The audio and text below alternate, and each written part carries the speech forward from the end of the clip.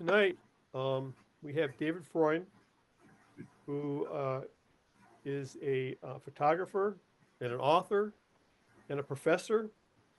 He has a new book about real photo postcards that will be coming out soon.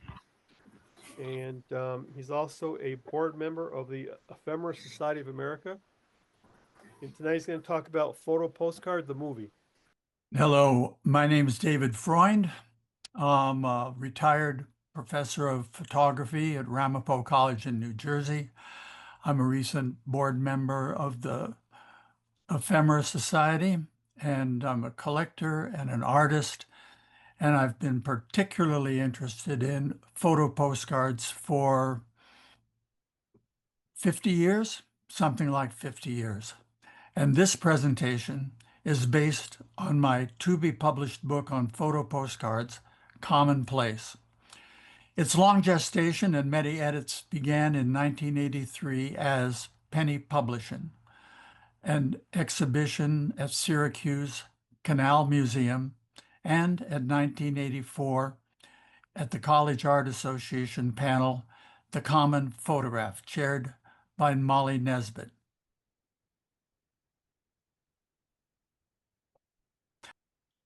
At a 1984 College Art Association panel, The Common Photograph, chaired by Molly Nesbitt. Cards from the book were last exhibited last year at Ramapo College as Everyday Genius, its recent title. I should say as a footnote, one of the issues that I have with photo postcards as gallery or museum art is they're so small, just a few inches on a side, that they're lost in the space, and even I can get bored looking at a few of these things on the wall. So for my exhibition, I had Mark Weinstein, a good friend of mine who runs a graphics design service called Color Group, make for me vinyl wallpaper, so to speak, of enlarged cards, and you can see the outcome on the wall, which is more museum friendly.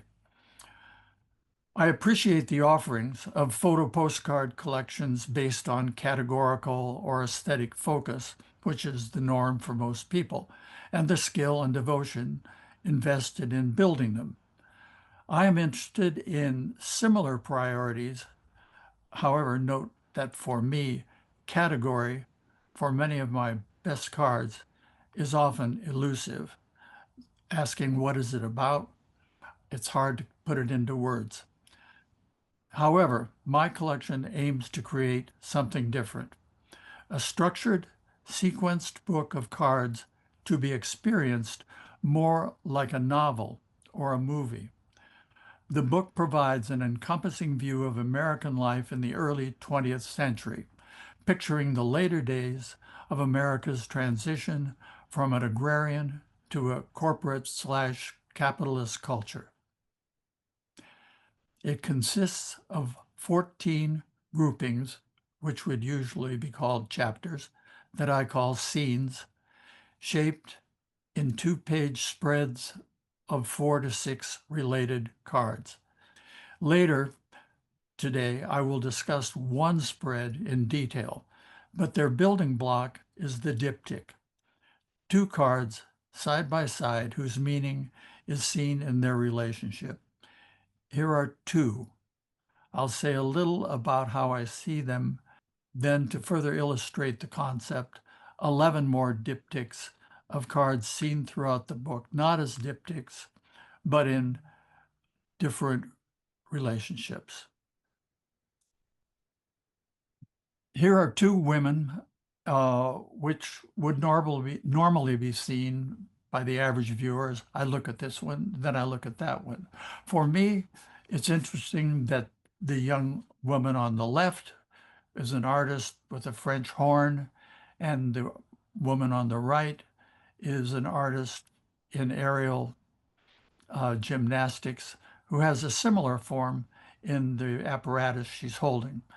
So for me, it interests me that an interest is that the forms are similar, that they're two young women.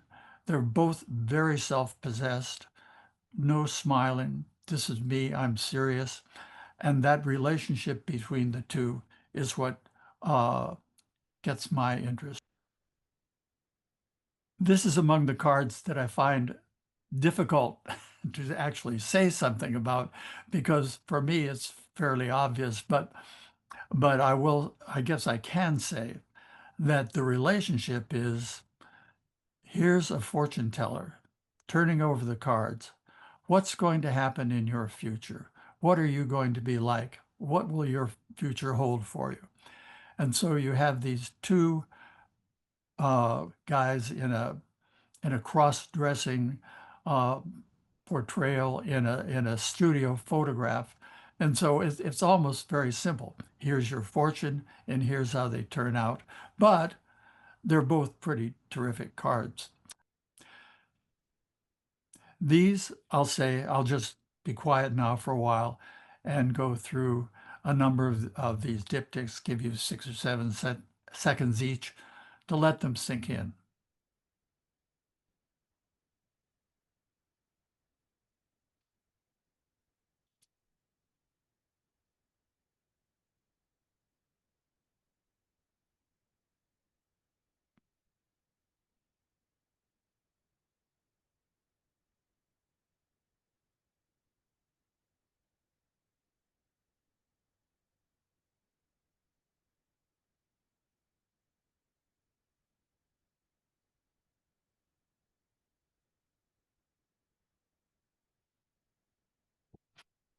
I will interject here that one of the strategies in the book to give it a sense of unity is a motif of people playing musical instruments or singing or marching in a musical parade. I was inspired, I guess, by Walt Whitman's poem, I Hear America Singing. Uh, and for me, it's almost as if this whole group of cards, the whole book, is a version of I Hear America Singing.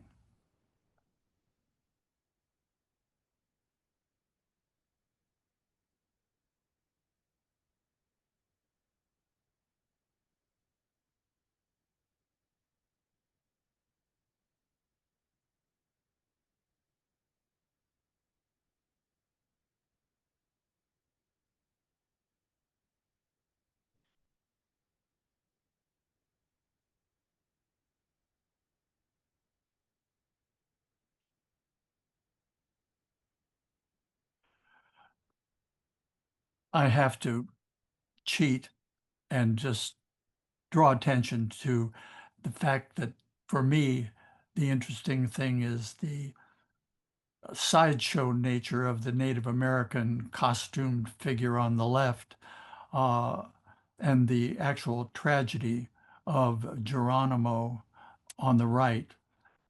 But you have to see it as an ironic juxtaposition.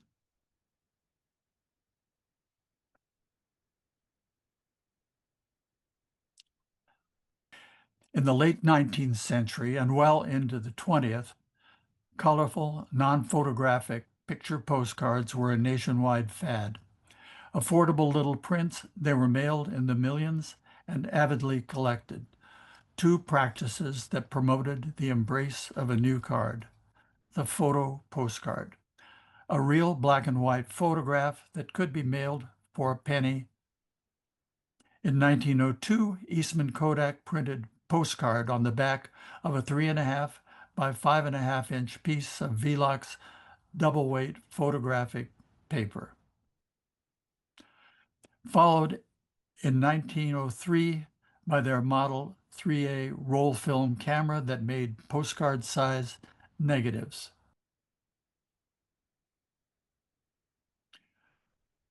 Photo postcards were easy to make, no more difficult to create than snapshots. A hobbyist needed only a table, a printing frame, an oil lamp to expose the card, and 3 trays for the developing chemistry. Amateur photo postcard makers shaped their individual and domestic interests into cards as personal as visual diary entries.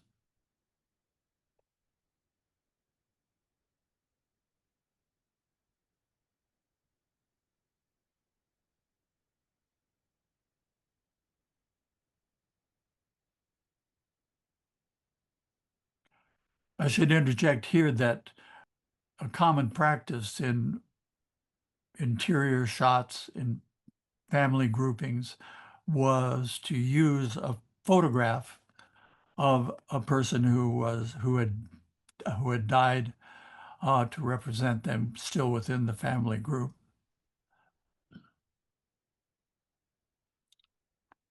The ease of their making also served the professional photographer. He or she, having scouted out the daily news, could quickly produce cards of it. One of a train wreck could result in the sale of 100 cards. At 5 cents each, that would net $5, about $160 in today's money, real money. Views of a weekend's calamity or carnival could be on the tobacco shop's postcard rack Monday.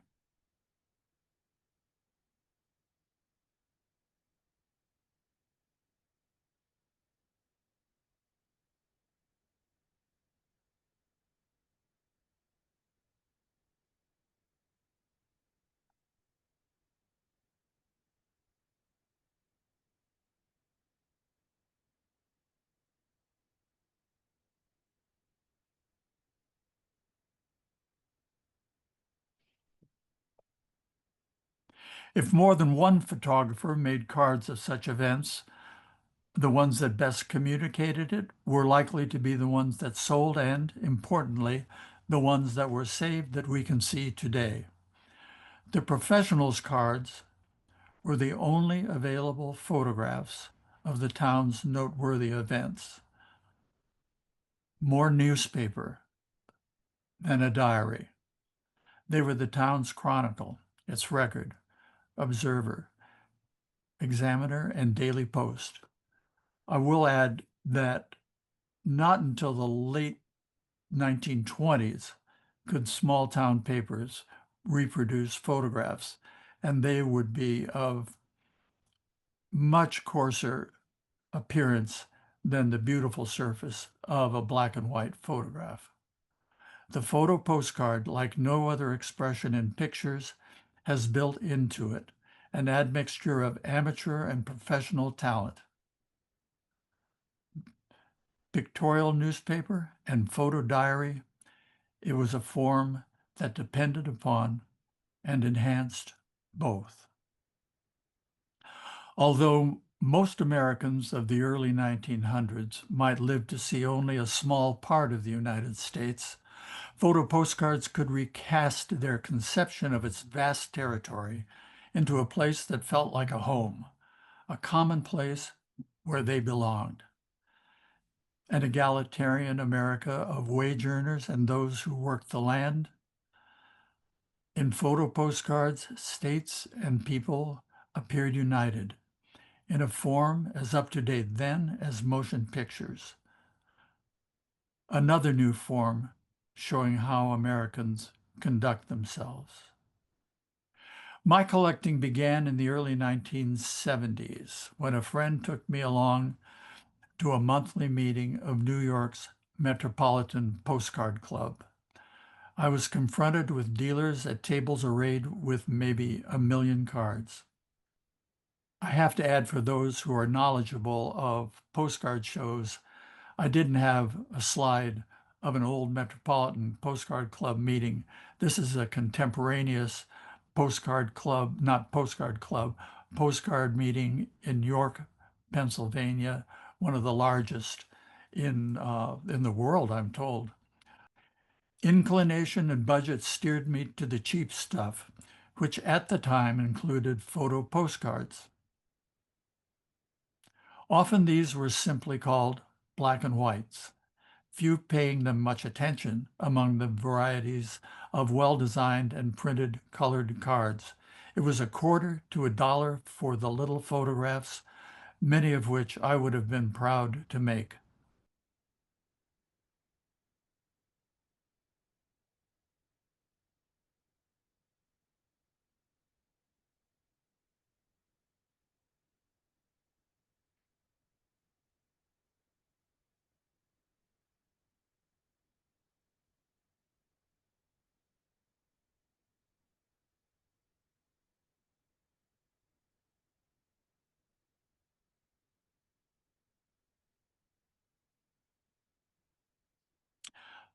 I will interject here that this photograph is by George Newton Wilkie, whose life's work I happened upon many years ago driving across Iowa. And I think he is exemplary of the quality of photo postcards that were made by known photographers.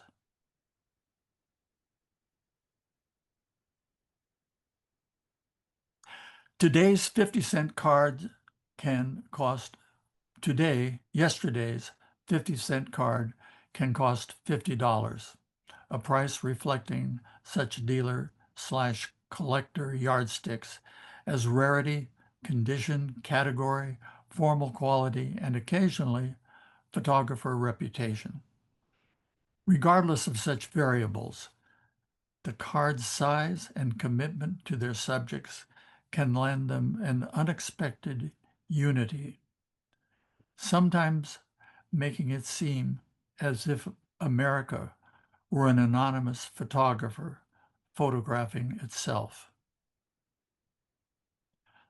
In 50-plus years of collecting, I've found most of my cards in poster dealer categories: storefronts, transportation, fire and flood, etc.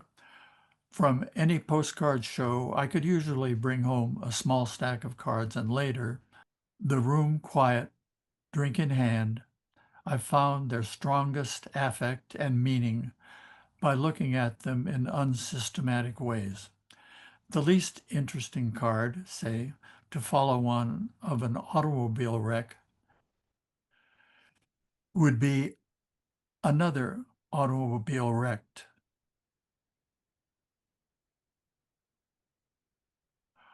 or one that suggests passage of time. This happened and then this happened.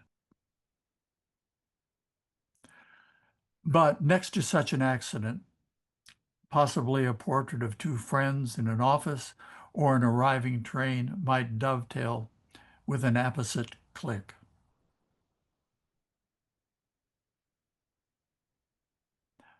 The fortune teller is a very useful card. I have to be careful to not overuse her. The photo postcards in commonplace were made by photographers who shared the lives of their subjects. These first-hand images are an unequaled American photographic archive, created by the people, of them, and for them. The randomness suggested by the jumbled contents of such an archive is given a degree of order by card categories. These help collectors find cards to support historical studies or match the theme of a collection. However, when photographers were at work, category and history would have taken a back seat to aiming for the best description and feel of the scene at hand, and also, for the professional, what would sell.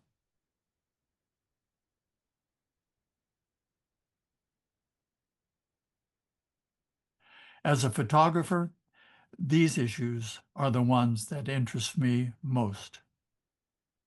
Today, the cards still present us with past neighbors, incidents, towns, and trains, but little record exists of the meanings they once had. Today, if not tapped to support research, photo postcards risk dilution into a tincture of empathy or balmy nostalgia.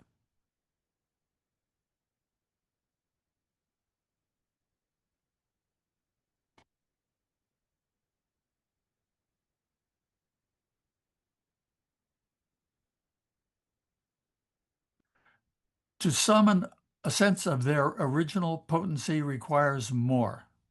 Seeing 100-year-old photographs as an experience happening today.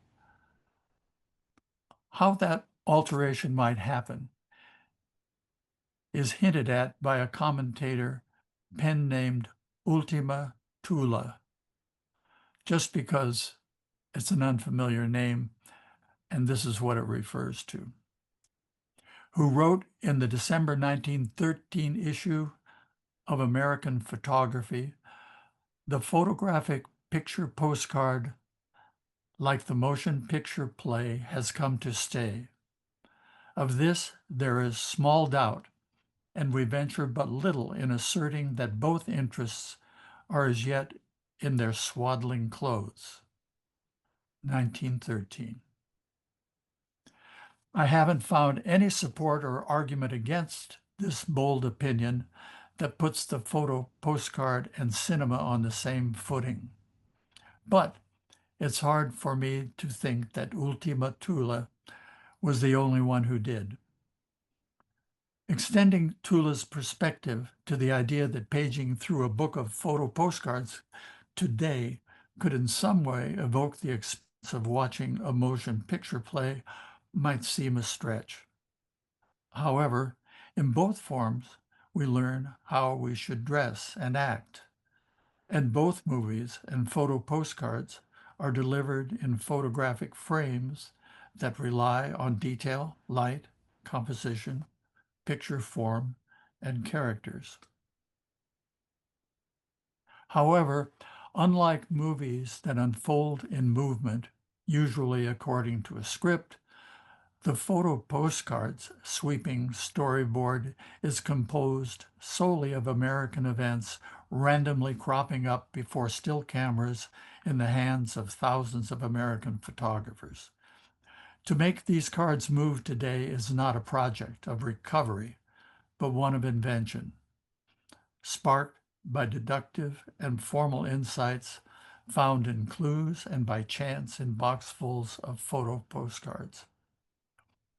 Photo postcards, like any photograph, are today usually appreciated one by one, but in their time, they were encountered in the sequence of daily mail delivery, a slow motion, film-like picture after picture experience that could be thought of as postcard dissolves and jump cuts.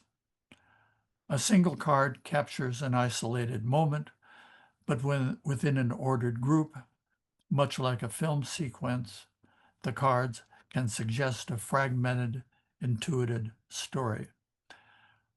The episodes that the cards in commonplace have been recruited to relate are rarely rely on cause and effect or continuous time.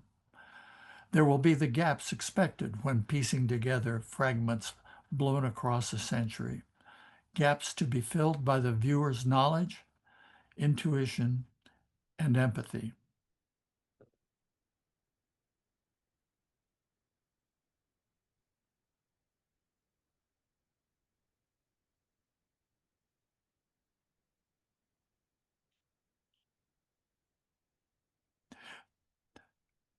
In case you can't read it, this is the claim I am going to draw, and then you will want to come live with me.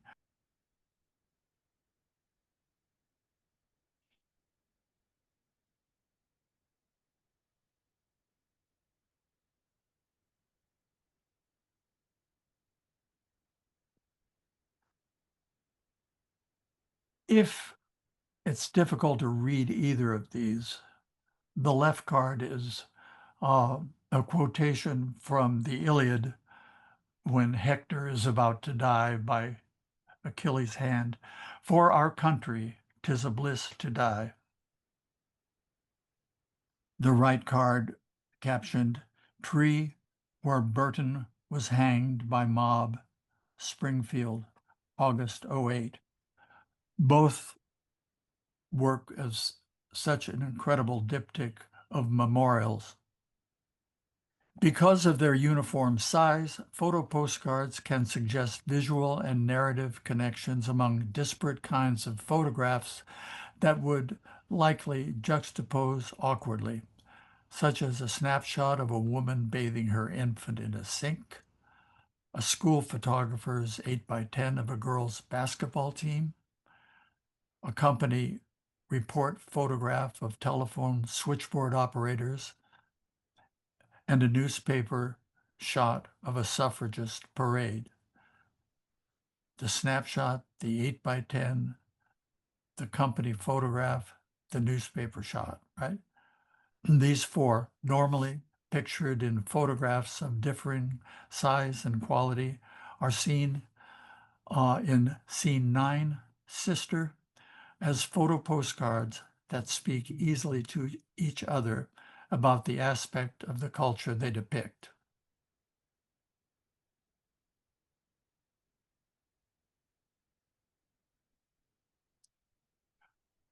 I didn't really plan this to be a two-page spread, and it is not in the book as a two-page spread, but it might well have been. It works very nicely for me. For the most part, such cards can be described as documentary. Imagination augments their presumed truthfulness, transforming the cards into an America built from interconnected photographs that, as George Oppen puts it in his poem, This in Which, explain each other, not themselves. Each of Commonplace's 14 multi-page scenes is announced by postcard messages and a postmark penny stamp. Interspersed within them are cards that may hint at upcoming themes or reprise ones presented earlier. Photo postcards were born with one foot in the 19th century and one in the 20th. One could readily create a collection of cards made by photographers who favored earlier photographic conventions. So these are a few, essentially 19th century cards.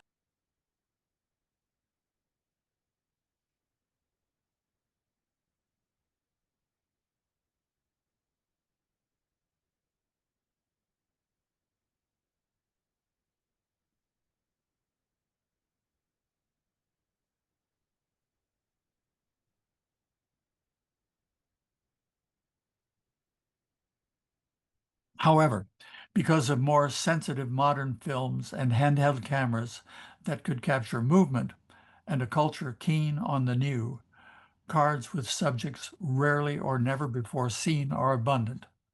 Often strikingly composed, these cards could form another collection. Its cards, parent to photographs made decades later. These were instrumental in shaping modern ways of seeing, in modernism's reorganization of pictorial space and time.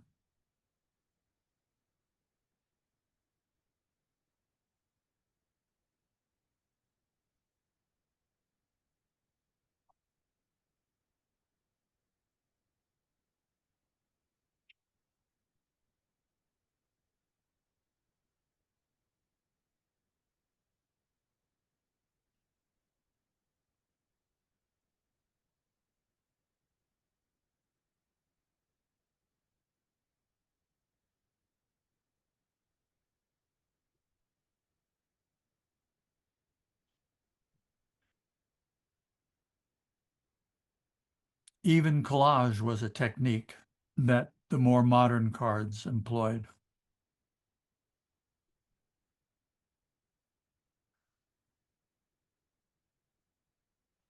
This is the opening two-page spread, two cards on a page.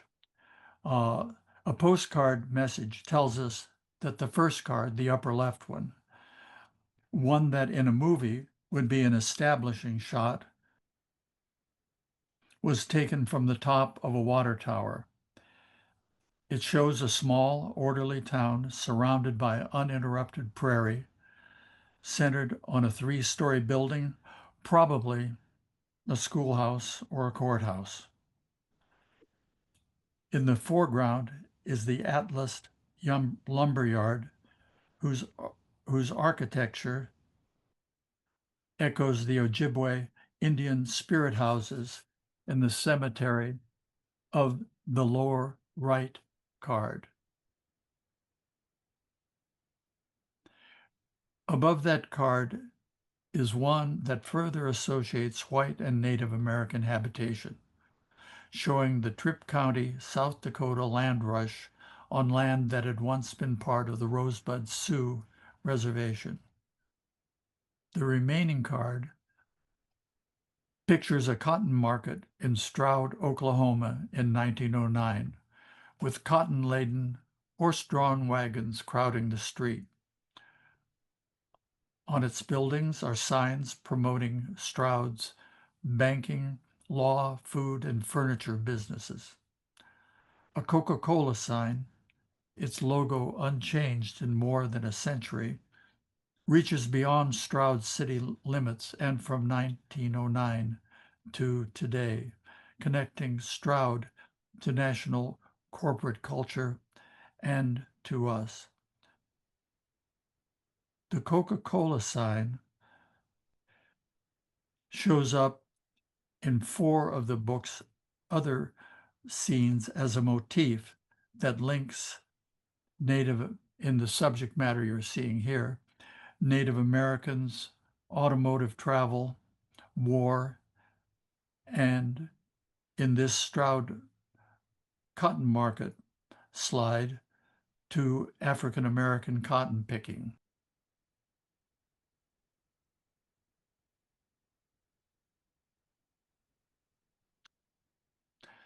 This is just to show you the original 2-page spread and my strategy in putting that first page together. All the 2-page spreads, and there are 86 of them, operate in the same way. And one can try to suss them out or say, that's an interesting card, and move on. The next and last scene is titled Upshot. Here are the closing 2 spreads in Upshot without any comment.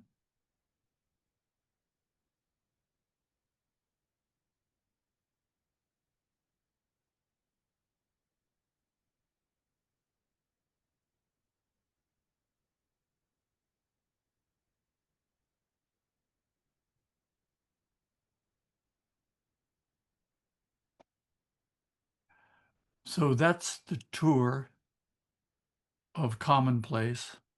If you know of a publisher, have them get in touch. Thank you. Thank you very much, David. Yeah, Oh, I don't have a question. I just wanted to Right. say I really liked that last page. It was very evocative. that's what I want to leave people with. I'm glad it touched you. Can you tell us a little bit about the book?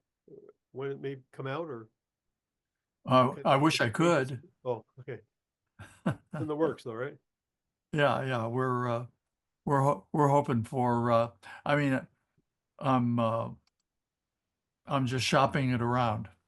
I Okay. do have some contacts and a few people express interest, but expressing interest is a dime a dozen.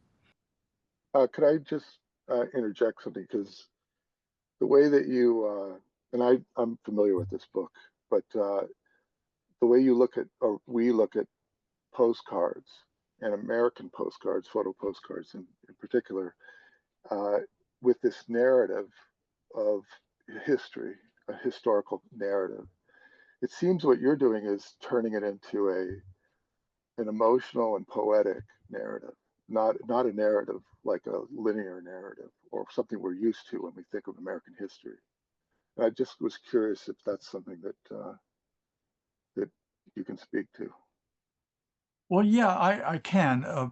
The For me, the if you know a little about American history, you'll feel something looking at this because you can connect it to something you know, and now you have an illustration of what might have happened at that time, and it's embodied with a kind of feeling, and I think you're right on, that is not readily available in just pure text. And if you know a lot about American history, so much greater the effect. You say, "Oh my God, what happened in Native American culture and the and what happened in Black culture, what happened in Industrial Revolution, and what happened in the the farm culture and so on, has an affect and a presence that you don't have.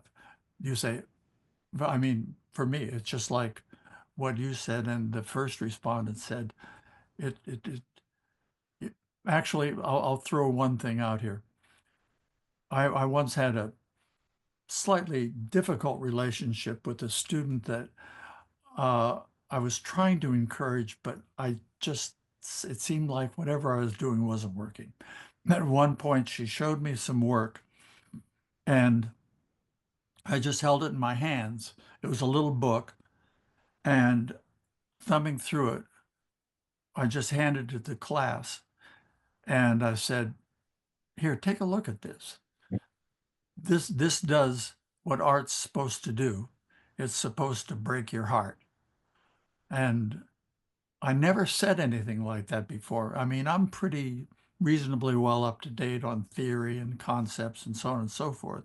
But ultimately, if it doesn't really reach into you, then it's interesting in its ways, but maybe not the ways that I feel are most important.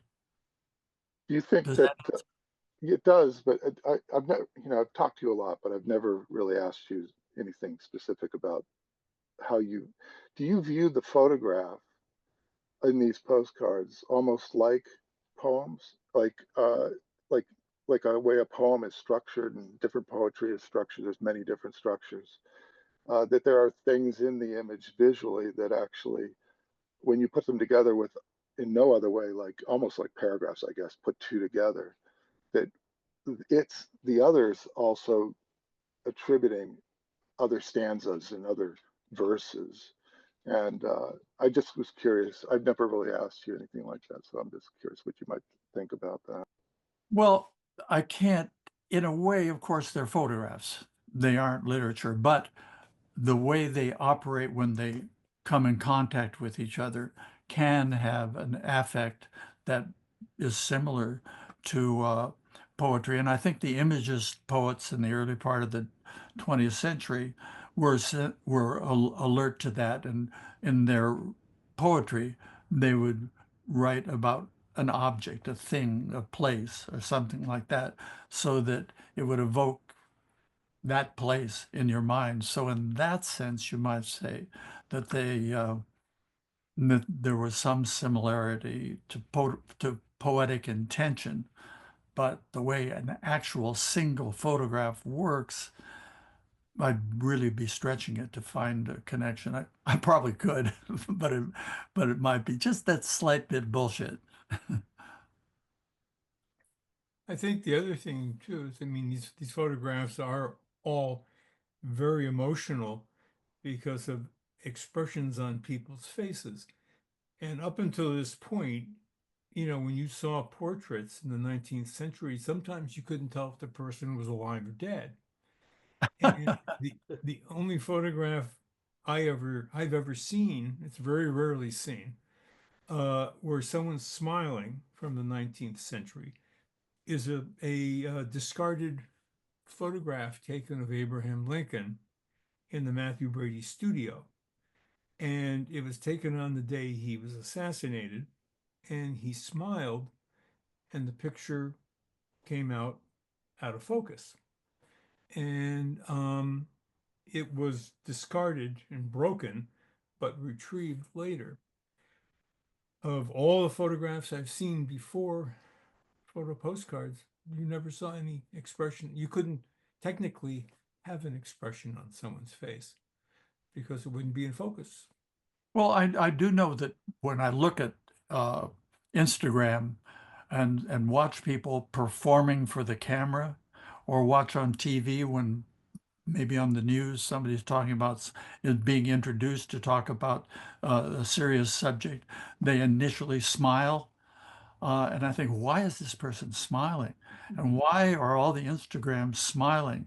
And so when those first two women, the trapeze artist and the French horn player, they're they're just, I guess, relaxed, but somehow that's not similar to the way people present themselves to the camera now.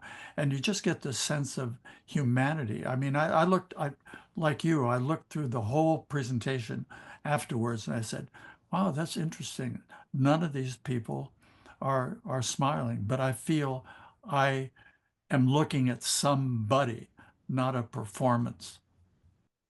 David, Yes, I wanted to proceed. ask you, are the cards that you've chosen for this presentation and for your book, are they all from your own collection, or are you using images from private and public collections as well? All mine. They're all yours. And frankly, Beautiful. it's heartbreaking to not put in twice as many as I have. I have about 320 in the book, and they're all of the quality you saw. Yeah. Wow. That's wonderful. So, but like I said in my talk, you know, uh, unless you're really presented with a card that makes you want to look, you're not going to want to think. Absolutely. I agree. Yeah. I was just going to say, in my own collecting of real photo postcards of Puerto Rico, particularly of people, either occupational scenes or just portraits, that too, you find a certain humanity in the way the pictures, the photographers captured the scenes. Not as many amateur-made cards as you find in America, but more itinerant photographers and professional photographers who produced the cards of that period. But I have over 3,000 of them in my own collection, and some of them are just extraordinarily poignant and evocative. But many, of course, are just street scenes and buildings and whatever. But special events, particularly, and the occasional photographer who would travel the mountain towns and take pictures of people in different occupations. Those always attracted me to the Have real you ever have you ever tried putting two or three of them side by side and reading them one after the other in relation No, to each no, other? I haven't done that like you've done in your presentation. It's given me some ideas of what I might want to do with some of my free time when I Yeah. can sit down and start sorting cards. Well, I find the most difficult thing in the world is to get people to relinquish, oh, that's a nice card. Oh, I Yeah, love that card. That's a nice card. And I say, this this would be like taking three words out of a poem. Oh, I yeah, love those three words. Wait, it's a poem, you know? And so if so I fully understand and I sympathize that people yeah. love certain cards. Totally, I get that. But at the same time, if the whole book is, you know, a poetic or novelistic or cinematic exercise, unless you kind of surrender to that prospect and kind of look for that thing, it's a way of looking that a lot of people don't experience because we're not trained to do that. Right. Yeah. Sometimes it It's takes very normal. looking at this group of photographs a little bit longer than people will look at a single image on a page. You're looking at these things, and at first maybe you don't react to it, but as you sit there and look at it, you start seeing all these little connections, all these little cross currents going on. Because they really are connected. Yeah, but most of us don't give things enough time, Yeah. and we move on, and so very often miss something. It's just you turn the page, and, oh, it's four pictures, and don't give it an opportunity to be something else. This is why Jer- you have to do a presentation or writing a book, because then you have to look every single postcard you have more in detail and try to explain them or see what is behind. Absolutely, absolutely. Dave, your dedication, I was wondering, did you know Nathan Lyons and William Carlos Williams and Wright Morris? Well, know- I didn't know them personally. I knew Nathan, of course, because I was in the first class of his visual studies workshop in Rochester. But I didn't know them. I didn't know the other people personally. But Wright Morris is something of a model for me. You know, then William Carlos William. I mean, I think you nailed three people in particular. Actually, Nathan pissed me off recently before he died. Uh, he and I, because we were good friends, and I said, I made some comment or maybe did something like this book or mentioned it, and he said, "Oh, you're finally understanding it," and I said, "Dude, I'm 70 freaking years old. Don't be patronizing me like a student. I know this and I've taught it for 50 years. And yes, you started me on it, but I'll accept the infection, but I'd appreciate a little affection." Thank you. Thank you very much, David. It was Okay. a nice postcard. Well, Thank you, Jeremy David. was trying to get his hand up. Oh, I'm sorry. Go ahead, Jeremy. I was just noticing the idea of the sequence by location and photographer and creator is an interesting component of that. And whether it's an amateur photographer or professional photographer, they had some meaning and some idea that they're capturing. By putting the diptych together and comparing those two, you raise a new story, and people look at that and have to both interpret the individual images that you have and your story and their own story as they look through it. So the idea of the diptych and being able to look at the additional meaning that's embedded in the photos and the relationship between them is really fascinating. I just wanted to give you kudos. Really an impressive way of putting things together and an impressive way of engaging viewers and making them think and ask questions and look at relationships in a different way. Thank you. And also the idea that when you make that connection, when that connection occurs, it occurs now. Yeah. And so it's not like a moment of appreciating something from the past and relating it and hooking it into history, which you will do, and that's fine, and I hope so. But at the same time, once that connection is made, again, I didn't catch the name of the, I guess it was Leslie, was talking about the last page, the last spread, and that is a present moment experience. And then suddenly that past stuff becomes part of present. And that the way of doing it is relating one to the other. And that relationship is the spark that brings it up from the past to the present. But if you have an understanding of the past or an appreciation for some component of the past, you bring a different picture to that than it doesn't. Absolutely. There's a whole personality and relationship of different personalities that look at this depending on the relationship, and you're selecting the diptych in the two images is your impression of those two images. People will bring different stories to that. So the whole dialogue that you develop and you generate from that diptych is really important. I really like that idea, that thought. Right. And then the diptych becomes a 2-page spread that works diagonal. It's like a tic-tac-toe thing. It works diagonally, upside and right and left and up and down too. Thank you, David. That was very good.